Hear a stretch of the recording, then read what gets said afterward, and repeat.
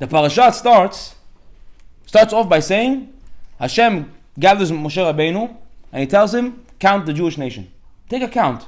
And the Torah goes on to recount the amount of people there are, and this tribe, and so on and so forth. Now what's interesting, the Midrash brings down in Bamidbar Rabbah. It has a question. It says, if you look in the Torah, we actually see that Torah counts the Jewish people multiple times. We had one time it counted them when they went down to Egypt. Yaakov came down to Egypt, Shivim Nefesh. There were 70 people. Then when they went to Har Sinai, 600,000 Jews went down to Har Sinai. Good? Not time they counted them. Then after the sin of the golden calf, again they counted them. And over here, the fourth time. This was the fourth time they counted them. So comes the Midrash and asks the question. Rashi asked this question really earlier. Rashi asked the question and says, why does the Torah go out of its way to count the Jewish people so many times? Why does it count the Jewish people so many times? You tell me one time, I know how many people there are. Why does it keep on counting them? So the famous parable that Chazal brings down is, imagine to yourself right now, I handed you a bag of peanuts. A bag with peanuts inside, or almonds. And I told you there's 100 almonds in the bag. You're going to feel it. You're going to go like this. You're going to feel the weight. You're going to look at it. You're going to say, okay, it feels like 100 almonds. Smells like 100 almonds. You're going to take one. You're going to eat one. It says it tastes like 100 almonds. And you're going to go home. You're not going to sit there, 1 almond, 2 almond, 3 almond. Imagine you go to the grocery store, a guy pulls out almonds onto the thing, he starts counting almonds. He says, Majnoon. Now we go to West 47th Street. I hand the guy a bag of 100 diamonds. Over there, you're going to take out, he's going to count every single one. Why? Because every single one of them is valuable. Or you want another example. Today, everything is credit card. Today, you go with your phone nowadays. You don't even need to carry cash with you. You go with the phone and click and everything's good. Back in the day, everything used to be cash. Back in the day, you used to come home with lots of cash. So you can imagine coming home after a long day of hard work. You come home with $10,000, $20,000. What do? Oh, I'm so tired. Right away, you take out the water cash. 1, 2, 3, 4, 5, 6. You start counting. You count it once. You see, okay, now you broke it down to 10, 20, 30, 40, 50. You broke it down into thousands. Until you got to the 10. Okay, 10,000 over here. What do you do right away after? You count it again. Why? And again. And then if your wife is awake, yeah, come, count. You also. You take this stack. You count this stack. How many times are you going to count it? Many times. Why? Because it's enjoyable to count it, because it's valuable to you. Right? So too, the Jewish people have to understand, you know why Hashem counts you so many times? Because you're valuable to Hashem. Hashem looks at you like you're a diamond. Hashem looks at, you're a diamond. And what's the problem? We have to know how to value ourselves the same way Hashem values us. What do I mean to say? You have to know that what makes you more valuable than any other human being in the world, by being a Jew, Kosh Baruch Hu says, I picked you. You're my chosen nation. And what's special about you? That you have an elevated neshama. You have an elevated soul. Your soul can reach higher levels that other souls in the world cannot reach. But how do you reach those levels? How do you reach those levels? We spoke about it last week. What is something that raises a person? The Torah. So what is a mistake a person makes? A person doesn't realize what true value is. He makes a mistake to understand that what's the real value. For example, one of the famous things that comes down, every person who is a working guy, who works in a mall, works in Manhattan, works in any of these places where it's a problem, where he's gonna go over there and he's gonna be girls walking by and God forbid dressed immodestly, he has to watch his eyes. So he comes to the rabbi and says, look, am I allowed to go? Am I not allowed to go? And they already know the Gemara says, She'en derech acharena, leika derech acharena. There's no other way. If there's no other way, then I have to make my parnasah. What can I do? When it comes to money, a person is willing to go and put himself into risk to be in a place that could put him into a dire situation for the money. Right? But if I told you right now, you were a diamond jeweler on West 47th Street, and you had with you a book bag filled with diamonds and jewelry, and I told you there's only one way for you to get home, and that's through a dark alleyway where it's guaranteed to be robbers over there. What are you going to do? You're going to go? What do you mean? There's no other way. There's no other way. Oh, over there, why are you not going to go? Why are you not going to say, oh, over there, I'm not going? You're going to sleep in this office on the bench and not go to save the Rolex in the bag, the diamond in the bag. Why? Because that's something that's valuable to you, but you don't realize how valuable you are. If you understood how valuable you are, how valuable it is for you to even watch your eyes, to do to keep yourself in the right, proper holiness, then you would realize that even if there's no other way for you to make your money, it's not worth it for you to go there because you're that valuable. When you understand that you're that valuable, you say, oh, now I don't have to. But what's the mistake? The mistake is people don't place their value system, they don't place their priorities in the right places. Last week they asked me to go speak in Haskara in a shul. And I went over there. And we were speaking Haskalah. It was a commemoration of a person passing away. And I got over there and I told them, I said, there's Gemara Masechet Brachot that says, Akol b'yedei shamayim chutz mirat shamayim. Everything is in the hands of God except for fear of God. What does it mean? The things you do for God. You guys heard me speak about it a few times. And what does it mean? If we look at that sentence, what's the ramification of that sentence? Everything is in the hands of God except for what you do for God. What's the ramification? That the money you make, the car you drive, the house you live in, everything around, Hashem already decreed. Ar kedei kach, there's a Gemara Masechet Nida that says, who decides when a person, God forbid, is be'oni? He's a person who is poor, extremely poor. Says the Gemara, before a person is even born, before his soul comes down into the world, Hashem already decrees if he's going to be rich or poor. It doesn't matter how much he's going to go work. If he was decreed on him, God forbid, to be poor, he's going to be poor his whole life, because it was already decreed upon him. So the things that you have no hand in them, that no matter what you're going to do, you can't really necessarily change them, is the thing you spend the most amount of time in. But the thing that you actually have the ability to influence and to affect, you said, no, that I don't want to do. The one thing you can actually change, you don't want to deal with it. You don't want to invest your time into it. Why is that? Because you have a skewed perception of reality. The Yetzer Hara, the evil inclination, makes you think what's really truly valuable? Money, houses, success, fame, honor. Those are the things that are valuable. You don't realize that those are the things that are not valuable. I don't have to go into it in detail. You can look at every single one of those things I just named, whether it be money, and you'll find people at the top of the pyramid, at the top of the pinnacle of money, and they're not happy. And you'll go to fame, and you'll find people at the top of that pinnacle, and they won't be happy, and so on and so forth, and the list goes on and on and on. And why is that? Because these things don't bring true happiness. They're things that can bring you temporary happiness. I've said it a million times, I'll say it again. Happiness that's based on something external is not real happiness. Because real happiness, if I asked you right now, what's happiness? You'll tell me an emotion. If we ask Rabbi Google, Rabbi, what's happiness? He'll give you a definition. It's a chemical reaction, this, that, so on and so forth. But what is really happiness? Where's the origin of happiness? Happiness comes from somewhere inside of you. Something external causes something to happen inside of you and brings that happiness. But where's the origin of happiness? Inside. So that means what? Yeah, you're right. Something external can bring it out of me and arouse that feeling inside of me. But the real source of it is inside of me. So if I'm looking outside to find it, then I'm looking in the wrong place. Because where is it really? Inside. But the problem is that we don't realize the truly valuable thing is here, inside of us. How we see the world, how we live our life, how we go about our day-to-day life, how we interact with other people. The funniest thing, somebody called me today, and honestly, I was almost laughing. He called me today. He tells me there was a guy, don't know what happened, spoke very disrespectfully to his sister. So he, as a brother, he got upset. So he texted the guy. He texted me after. He says, "Look, I got upset. I don't know if I was right or if I wasn't right that I got upset." I told him, anytime you have anger in life, it's not right. You're right. You had the opportunity to go in, but you could have texted him without getting angry. The fact that you got angry, that didn't help the situation. Because that you scream at him through the phone is not going to make him realize that what he did is wrong. And what's the funny thing is, he told me what the guy said to his sister. And if I would tell you, you would sit over here in shock. Disgusting words. How could you ever speak to a human being that way? And what does he write back to him after he got upset with him? He says, "I'm sorry I didn't answer the phone call. I'm praying to Hashem if you want to call you back." How are you praying to Hashem if 2 minutes ago you disrespected a girl and spoke to her in the most... Ben Adam lechavero, a friend to his fellow. It's not just between, I'm going to go... You have to also be a good human being. The Torah, we spoke about it last week, is not just for you to learn it and to... No, keep it with you. It's to help other people. It's to make yourself a better person.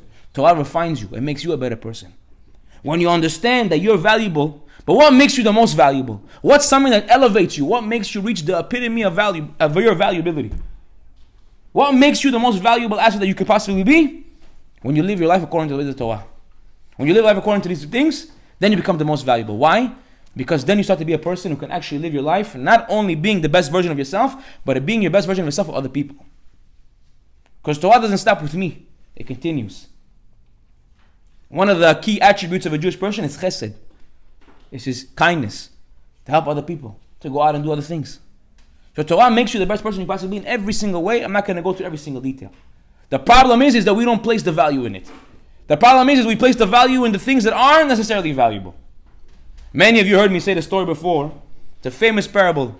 I'll say it again, but you've heard me say it before about the king with 4 wives. I'll say it one more time. I'll say it briefly. There was a king who married his first wife. And at the beginning, the first year, things were okay. They were happy. And back then, it was very common for men to marry more than one wife, especially kings. So what does he do? He went out, he found another girl, he married her. A year later, he marries again. A year later, he marries again. Now he has 4 wives. Let me tell you how he treated every single one of his wives. His 4th wife, his newest, latest upgraded wife, the new Bentley Continental 2024, the newest model of wife, just came out of the market. The new one, the last one he just married, he would go out with her, get her dressed up, the most beautiful, put her in beautiful jewelry, the Van Cleef, the beautiful Rolex watch. You could possibly imagine he would, beautiful from head down to toe. Dress her up nicely, good. His 3rd wife, the one that he married, second to last, he would take her out and show off to all her friends. He would say, look at this, this is my wife, huh? You see? That's mine, huh? Habibi, that's me. Yeah. His 2nd wife, the one he married 3rd to last, occasionally Wednesday night, Tuesday night, he would go out to restaurants, once a week, twice a week, they would hang out, they would go play mini golf, go hang out, friends. But the 1st wife, he never spent any time with her. Listen, I have this one. This one I don't. Past a few years, he continued living his life this way. He reached the age of 60 years old, and all of a sudden, he wakes up in the morning and he feels something strange that he can't describe. He goes right away to the doctor. The doctor tells him, unfortunately, you don't have very long to live. Start preparing yourself because you're leaving the world in the next couple of hours. What? He was in shock. As soon as the shock came over him, he relaxed a little bit. He said, who's going to come with me? I'm not going to go on this journey alone now. I'm going to be all alone. It's scary. Who wants to be alone? So he goes to his wife, who he invested the most amount of money in. He dressed her nicely. He tells her, no, you're going to come with me now? You're going to come with me? She just looks at him and runs out of the room. And runs out of the room. The 3rd wife, he took her out to see all of his friends, to show her off. Everybody come take a look at her. Yeah, that's mine. He comes to her and says to her, for sure you'll come with me. And what did she say to him? Not only I'm not coming with you, I'm going to get remarried. His 2nd wife, that he would spend time with her once a week, mini golf, restaurants, he says, look, I spent a lot of time with you. We would hang out. I'll prioritize you over other things. At least for sure, you're going to come with me. And what did she say? Not only I can't come with you, but I'll go with you up into the grave. I'll stay with you up until you get buried, and that's it. After that, I have to continue with my life.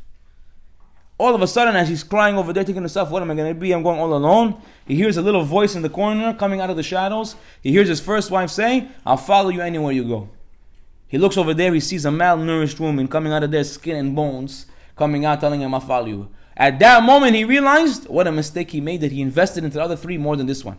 Because this is the only one that was willing to come with him. This is actually a parable to everyone in the world. You come to this world, you have 4 wives. The 1st wife is your body. You dress it up nicely. You put it in the Rolex watch. You put on the Van Cleef. You put on all the beautiful jewelry on it, all the beautiful clothing. At the end of your life, you say to the body, no, I worked you out. I pumped you up. I got you brought, like you have an 8-pack. Let's go to the next world. The body says, I can't come with you anyway. I'm staying down here. Then you come to your 3rd wife. Who's your 3rd wife? All the money, the buildings, the cars. You say, no, come on. I took you out, I showed you off, everybody knew about you. Had to be, my name was on every building that I donated to. Had to be, you see my name over there, yeah. I showed you off. And the money says to him, not only am I not marrying you, I'm going to get remarried. Not only am I not coming with you, I'm going to get remarried. Not only am I not coming with you, somebody else is going to enjoy me. Somebody else is going to enjoy me. 2nd woman is the family and friends. What do they tell you? Up until the burial. But more than that, I can't come with you. And the 1st one that says, I'll come with you anywhere you go, that's your Torah and your mitzvot. The good deeds that you do, the mitzvot that you do, the Torah that you learn, nobody can take that away from you. No one in the world can take that away from you. That's yours. It'll follow you everywhere you go. And the funny thing is, that's the one that people invest the least amount of time into. Why?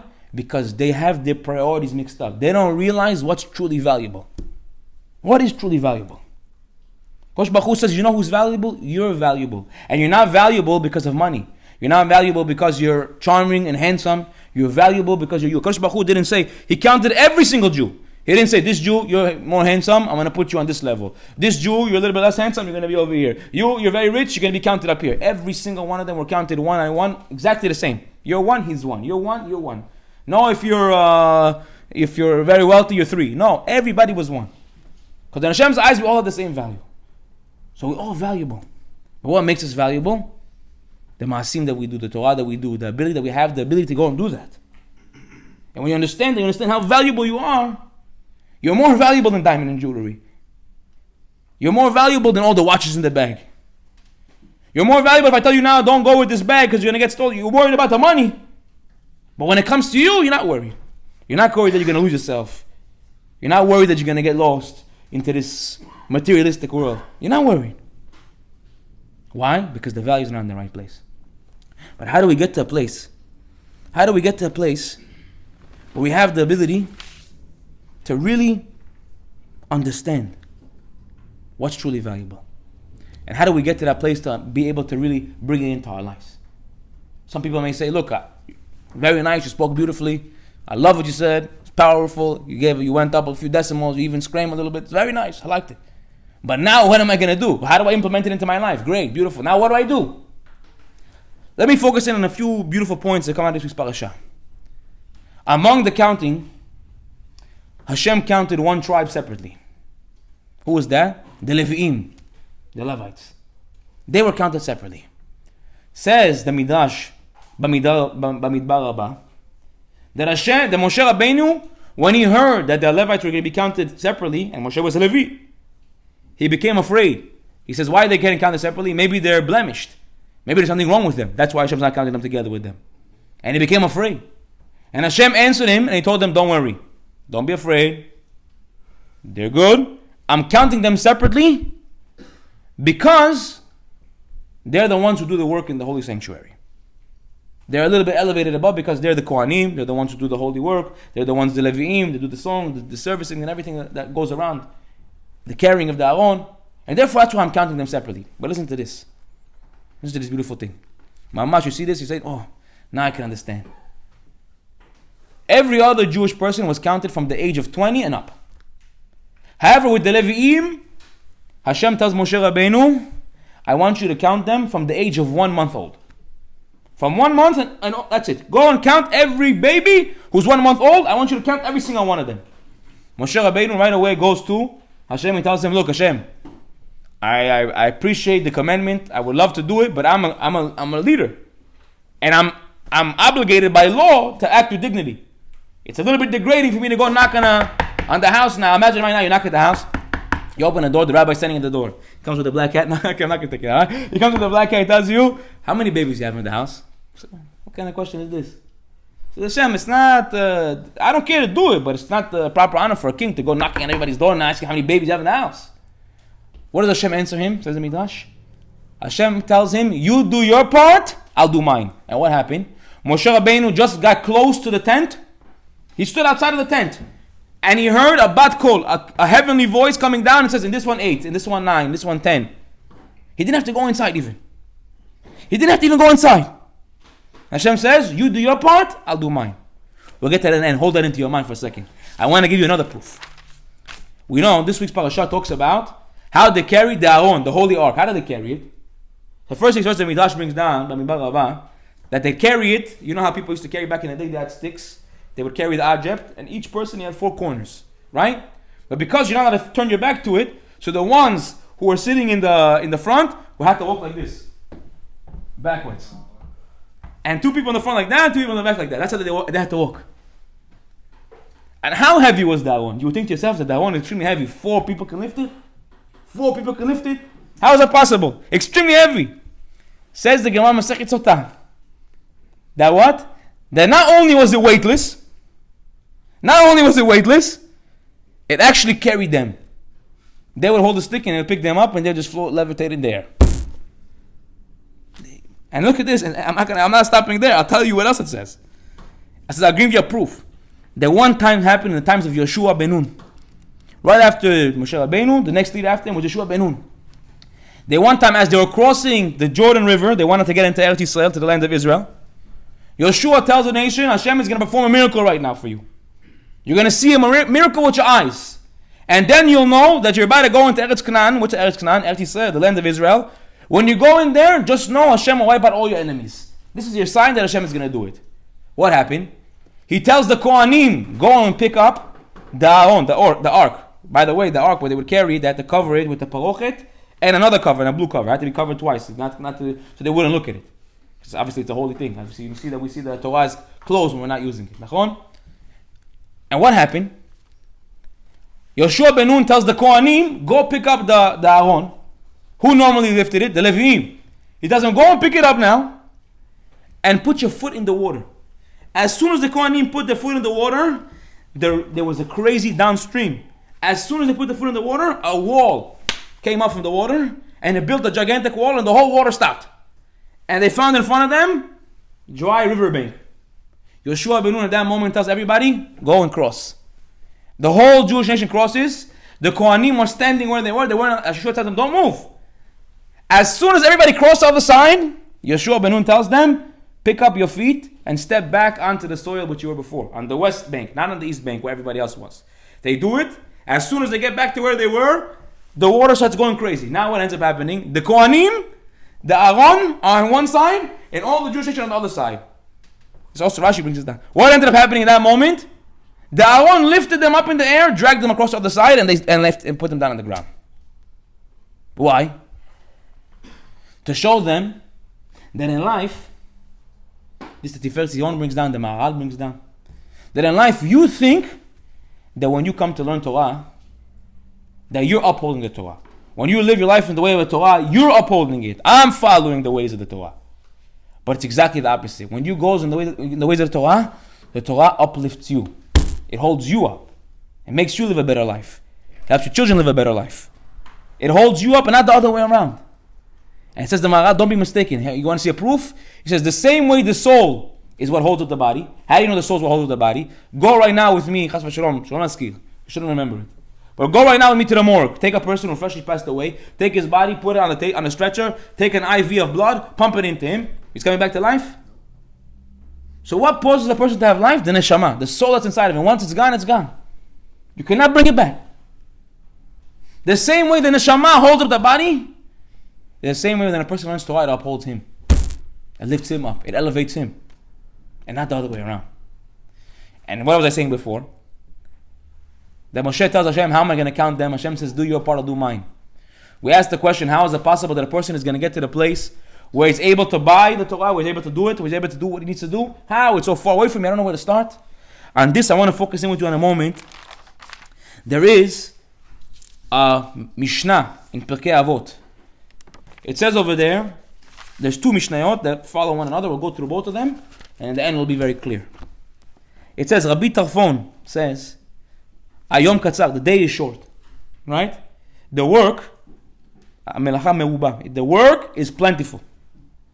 The laborers, the workers are lazy. The reward is great, and the master is insistent. That's what he writes. Rashi says, what does it mean the day is short? Rashi says, that's this world. This world is short. You want a proof? This year I'm turning 29. I remember when I was 20 like it was the blink of an eye. And if I go around the room and I ask people, you remember when you were 17? You remember when you were 18? And I'll say, I remember like it was yesterday. What happened? It flew by. Tell me not. Years fly by, days fly by, weeks fly by, months fly by, your life flies by. Before you know it, you'll be 75 years old. Looking back and saying, wow, I remember like the day I was 25 like it was yesterday. I'll tell you even further. My daughter is turning 5 this year. I remember her a baby. How'd you get to 5 years old? Like this. Time flies. The life here is very short. And the work here is plentiful. You have a lot to do. Says Rashi and the Bartanua, both of them. Says, what does it mean the work is plentiful?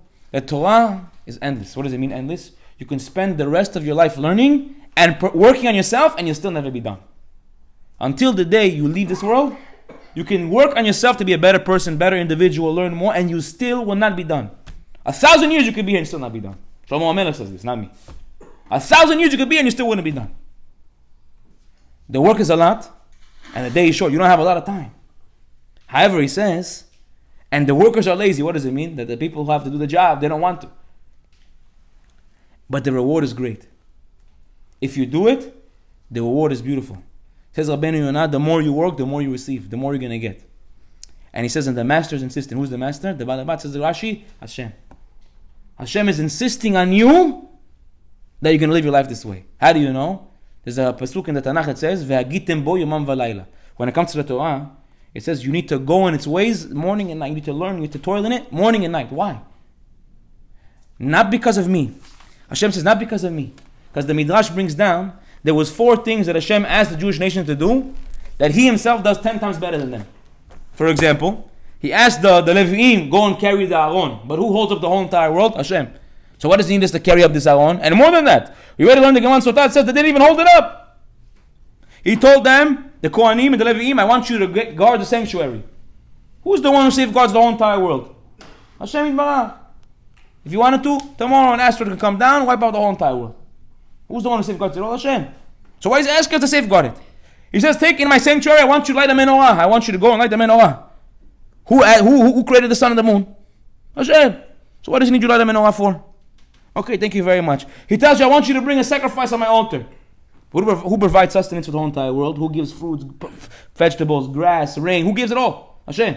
So why does He need all these things from us? Go and do these things. Listen to this. Says the Tiferet Zion, he says, Hashem is teaching you with these things. Hashem doesn't need you to do anything. So why did He tell you to do it? Because it's ultimately for you. You know why Hashem is assistant? Because Hashem wants you to live your best life. You know why your parents were insistent on you that you went to school when you were a kid? When you came home when you were 15, you told them, listen, mommy, daddy, I don't want to continue in high school. I want to drop out. I want to go work. I want to go work in the pizzeria. I'm going to go work as a garbage man, work my way up. And your parents says, no way you're going to go to college. Why were your parents insistent on you? Why do they insist? If you go to college now, is it going to affect your parents' life? Your dad is going to get more money now? He's going to make more money in his job? Your mom's going to make more money in her job? The car's going to get nicer? Who's going to pay your tuition in college 4 years? You go to NYU now, it's $400,000. You're going to take another mortgage to pay off that. And your father still tells you go. Why? Because a parent who loves you will be insistent that you succeed in life. Not because it has anything to do with me, because I love you and I want you to succeed. Hashem says, I want you to do these things because I love you. Because you're valuable to me. And I want to watch you succeed. I want to see you live a good life. I don't need you to do any of it. I don't need nothing. Hashem says, I'm the creator of the whole entire world. If I want something, I can create it. But I want you to succeed.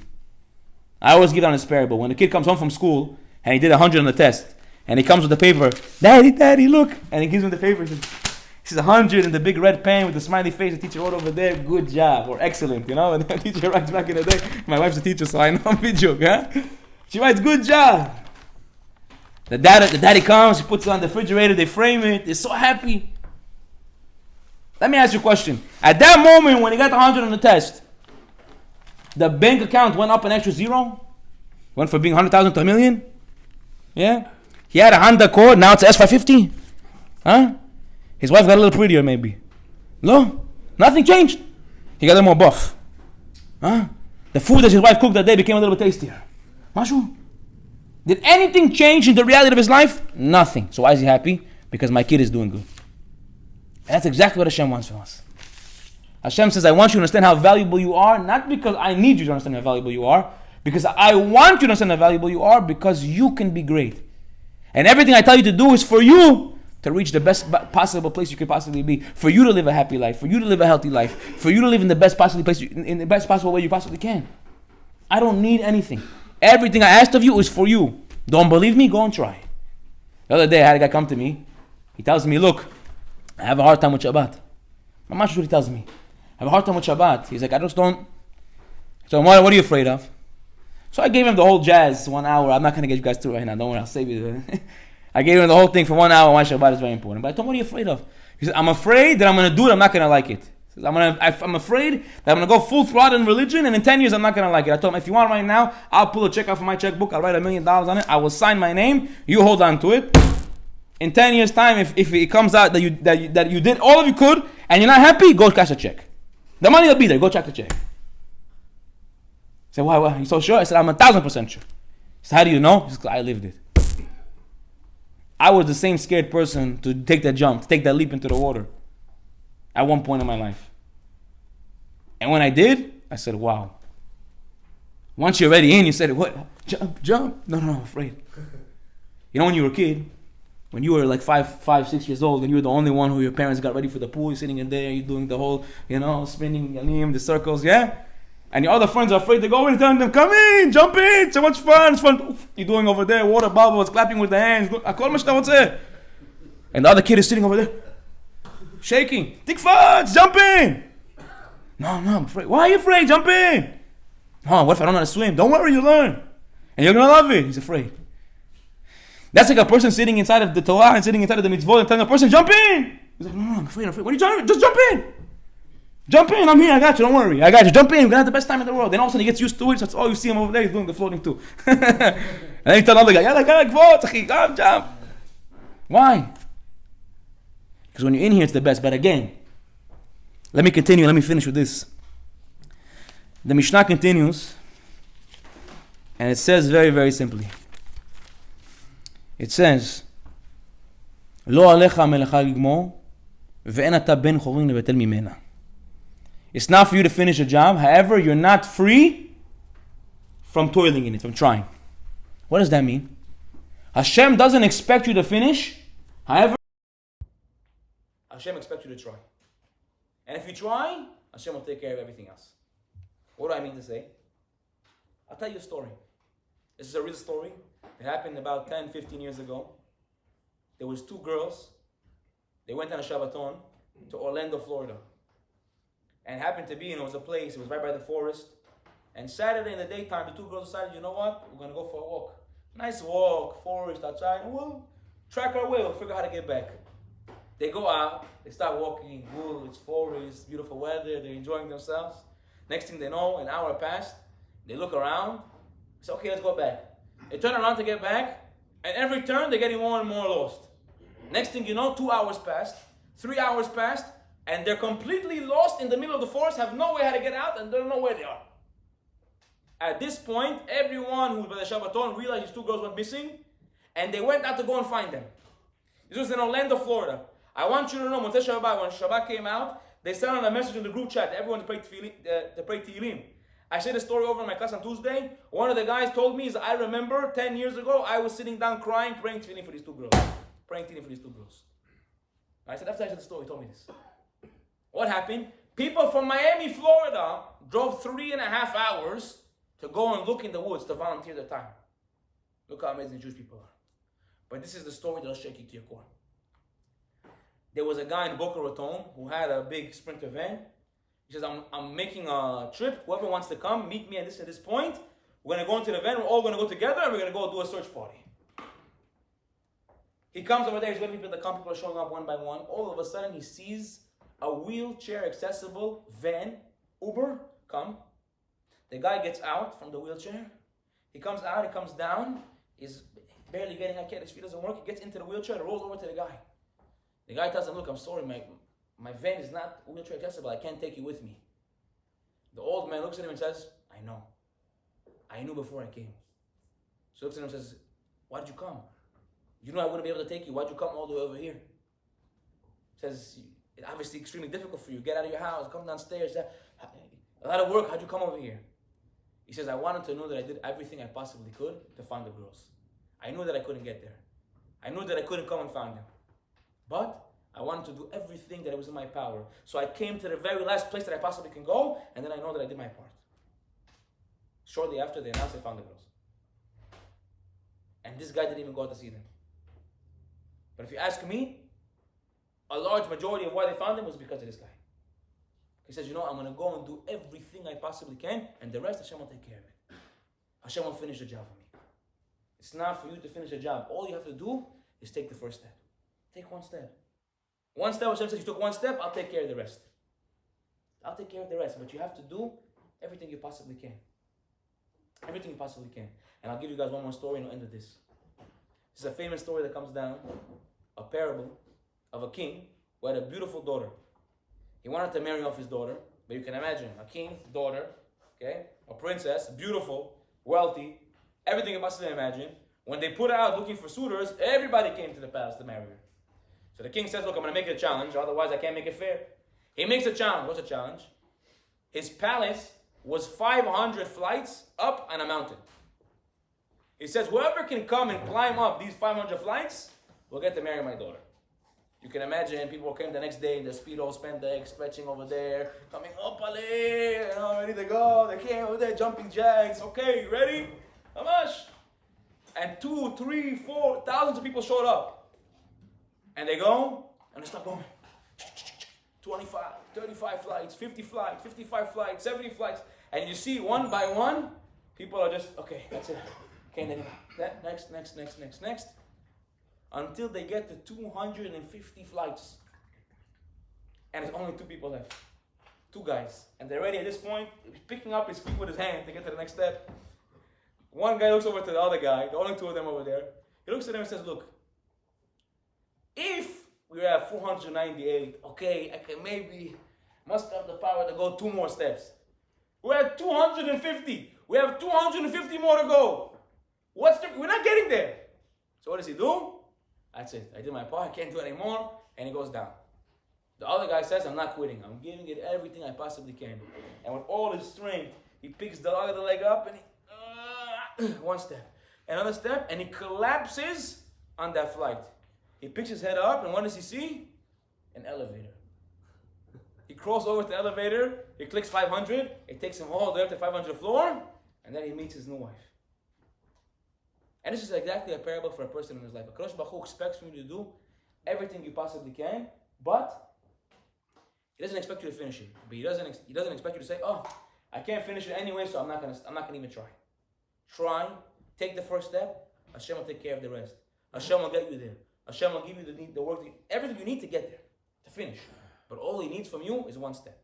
And this is the last thing I'll finish with, and from here we can understand how God looks at the world. Right now, I book a trip to Israel, let's say. I tell my wife, you know what? Let's go vacation. Me and you, we're going to Israel now, let's book a ticket. We go upstairs, I pack the bags, I take it, I pick it up, I weigh 52, take out 2 shirts, put it in my book bag, pick it up again, 51, take out 3 socks, put it in the back there, the sock, okay, take it out again, and then until I get exactly 49.98, put 2 socks back, 50, okay, now I got it over there, sit on it, zip it down, make sure it goes, and it's already half a comb, good. I go downstairs, with the luggages, I get downstairs to the living room, I have the book bag on me that's the size of a tent, and the 2 luggages over here, the feeding bag, the hat bag, everything. I'm ready to go. I take 1 step out of the door. All of a sudden, I hear my phone ringing. I pick up the phone. Hello? Ima. It's my mom. Where are you? Oh, I'm on the way to Israel. I ask you guys a question. Am I lying to my mom? I took 1 step out of the door. 95% of my body is inside of the house still. 5% of my body is outside of the door. When I tell my mom, I'm on the way to Israel, did I lie? No. And that's exactly how Hashem looks at the world. If you took 1 step out of the door, you took 1 step, you're on the way, and Hashem, that's how He looks at it. Doesn't matter if you're in the car, if you're 1 step, you're 2, you're down the stairs, you're in the airport, you're on the plane. Doesn't matter where you are, your job is to take that first step. And Hashem says, took that first step, now you're on the way. You're on the same level as everybody else as long as you're trying. This world, if I had to make it into something to show you what it's like, when we were kids back in the day, when we were growing up, there was no smartphones, so we wanted to hang out, we'd go to the mall. Yeah, that's how everybody was back in the day. We'd go to the mall, that's how everyone would hang out. And when we were kids, you have escalators. Escalators, how do they go? You had one that goes up and one that goes down. And when we were kids, when we wanted to go up, which one did we use? The one that went up? No, we went the one that went down. The escalator that goes down, that you're running against it, is this world. What do I mean? The world is constantly moving. So if you're not moving, you're going back. If you're just walking slowly, you're staying in the same place. If you run too fast, you'll never make it to the top because you get burned out. You get back 30, 40 steps, and then you go, and then again. So what's the key? To get to the point when you're walking at a pace where you're just slightly uncomfortable, and you're walking up 1 step at a time. And that way you make it to the top. You don't have to run, you don't have to jump, you don't have to leap. All you need to do is go at a pace. It's a little bit uncomfortable, but you're going up 1 step at a time, and in that way, you'll be able to get to the top. And that way, you'll be able to finish. And that's all Hashem expects from you. Don't worry about getting to the end. Shlomo Amenu says, the eyes of a fool are at the end of the land. What does it mean? He says, how am I going to finish? Doesn't matter, I'm never going to start. A guy who wants to go on a diet, he says, you have to lose 40 pounds. How am I going to get there? So I'll never start. And he never wins. A person who wants to go run a marathon, he says, okay, I have to run 5 miles now, 6 miles now. And he goes and always thinking about it as 5 miles, he'll never make it to the 5 miles. But if he tells himself, I'll go run 1 mile, they get to the 1 mile and says, okay, you know what, it wasn't so bad, I can go a little bit more. I'll go 1.2. And then he goes to 1.2, and then, you know what, I have a little extra in me. And then 1.4, and the end, what's going to end up happening? He ends up making it to the 5 miles. He ends up making it there. But if he thinks in the beginning, how am I going to get to the 5 miles? He'll never start. Your job is not to think about how am I going to get to the end. Your job is to think about, how do I start? And that's how you got it. That's how you go the right way. You just take the first step.